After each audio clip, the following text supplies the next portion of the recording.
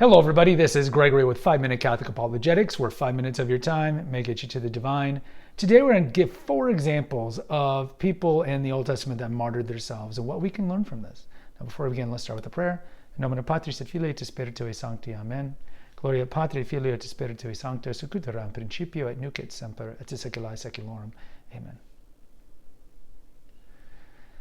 Why is it important to read the words of the martyrs, either Old Testament martyrs or certainly early Christian martyrs? Because we're weak. Right? The spirit's willing, but the flesh is weak. And we can read the tea leaves, and the tea leaves in America maybe don't look that great for practicing Christians and Catholics. And who knows, there could be a time where you are given a choice to either apostatize or die as a martyr. And remember, and we have a treatment on the book of Revelation, what happens to those who apostatize and take the mark of the beast, for example? Woe to them. And remember what Christ says. Don't worry about those who can take the body, worry about those who can take the soul. So I want to do these 4 Old Testament examples because I think they give you a lot of courage. So probably 2 of them you're pretty familiar with because they're kind of like child Bible stories. And maybe the other 2 maybe you're not familiar with. So we're going to go with 2 at Daniel. So the fiery furnace. So you guys might know this one of Shadrach, Meshach, and Abednego. So what happens is this is during the exile, the Babylonian captivity, and so the Jews have been taken from Judea and taken over to Babylon. So they're under foreign soil and under a foreign king. So the king builds a golden idol, and he tells everybody they have to bow to it. And so these 3 guys don't. And so because they don't, because again they are worshiping God, they're not going to break the first commandment, they're sent to the fiery furnace. And then we know what happens. The next day, the king opens it, and they see kind of a vision of an angel in the distance. There's 4 people in there instead of 3. Some people think that's Jesus Christ, but no, it's probably an angel. And so they endure, and they're not burnt. That's over in Daniel 3. Then Daniel 6, you got Daniel in the lion's den. So Daniel, after he was brought in as one of the young, like smart people of Judea, and he was trained, and they saw his potential, and he was interpreting visions and so forth. So when the new king, when the Babylonians, the Chaldeans got toppled by the Persians, the new Persian king's like, hey, you're really smart, we're going to keep you. Well, some of the king's advisors were jealous, and so they trumped up a law where they got the king to sign a decree that if anybody essentially worships somebody that's not the king in a certain amount of time, they're going to be killed. So Daniel, of course, is still praying to God. And so the king, even though he likes Daniel, is forced to punish him. So he puts him in the lion's den. It's the same thing. The next day, all the lions are all cool and they're all hanging out. Like Daniel's like petting them.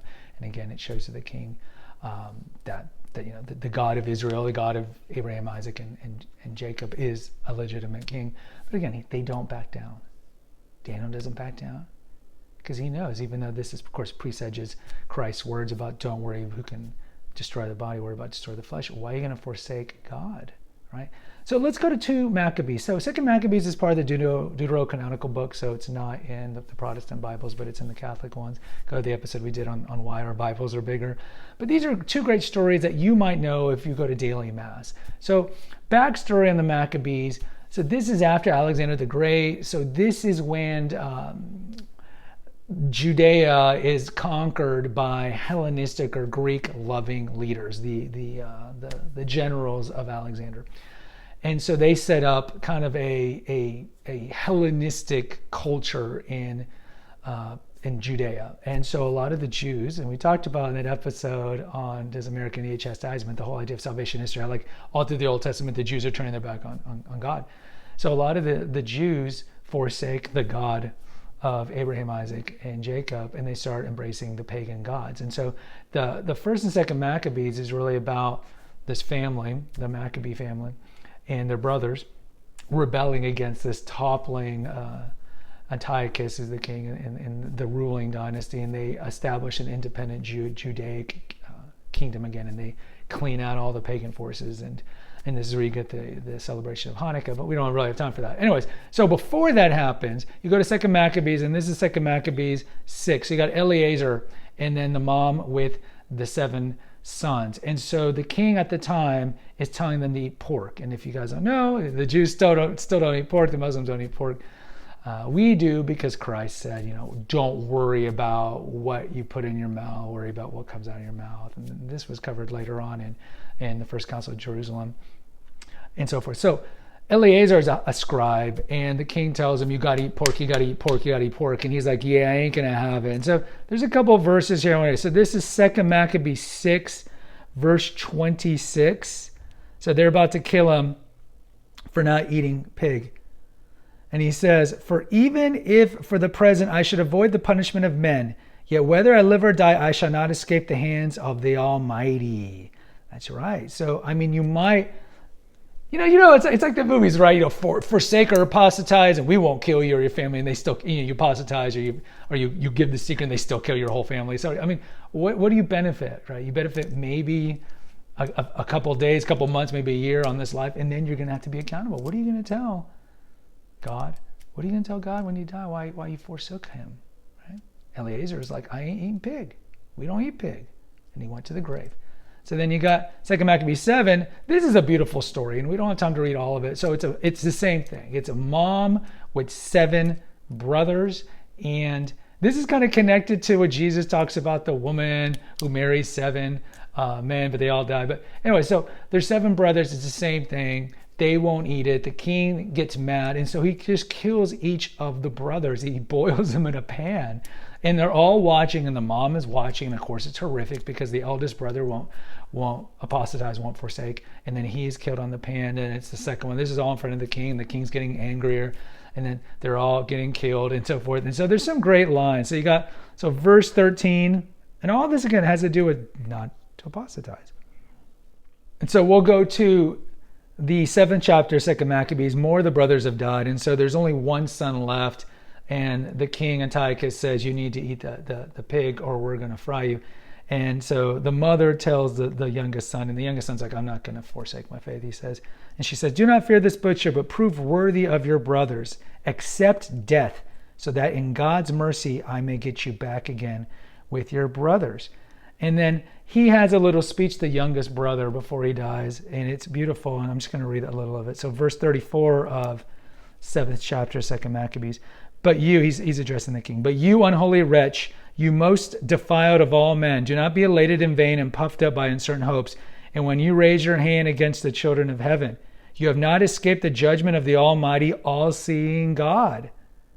For our brothers, after enduring a brief suffering, have drunk of ever-flowing life under God's covenant. But you, by the judgment of God, will receive just punishment for your arrogance.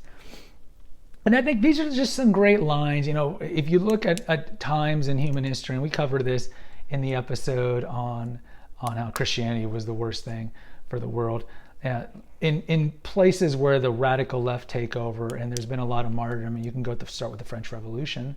You can look at the Paris Commune in 1871. You can look at the Spanish Civil War. You can look at, of course, the Bolshevik Revolution. That's a great speech to give somebody before you martyr. And we talk about that episode, and I have that thumbnail of the priest who's about to get assassinated because he wouldn't forsake his faith. That, this is going to be a time to come. And I talk about it in my episode of my favorite prayers. Like, what is my martyr prayer going to be? And it's the Anima Christi. I'm going to say it in English if I'm in front of people, and I'll say it in Latin privately if I'm going to be martyred. But this is a great line, this verse 34 from 7, chapter 2 Maccabees, to say to these people, it's like, because they're not thinking long term, they've been indoctrinated by whatever doctrine that is a spirit of Antichrist, as you see in 1 John. And this is just a great line. And again, you cannot forsake your faith. You see everybody around us, unfortunately, in this world doing it. Okay, that's them. That is them. You can't do it. We have that episode, what Christ says about those who forsake the faith. You don't want to forsake the faith. Don't do it. Don't do it. Don't do it. So read these. Again, the 2 examples are in Daniel and 2 Maccabees. They're right next to each other in chapters, Daniel 3, Daniel 6, and then 2 Maccabees 6 and 7. Read it. So if you're ever feeling down, or you're feeling like you want to cave in and become a secularist atheist or whatever, read these, because they will give you strength. Guys, post in the comments. Let me know what you think.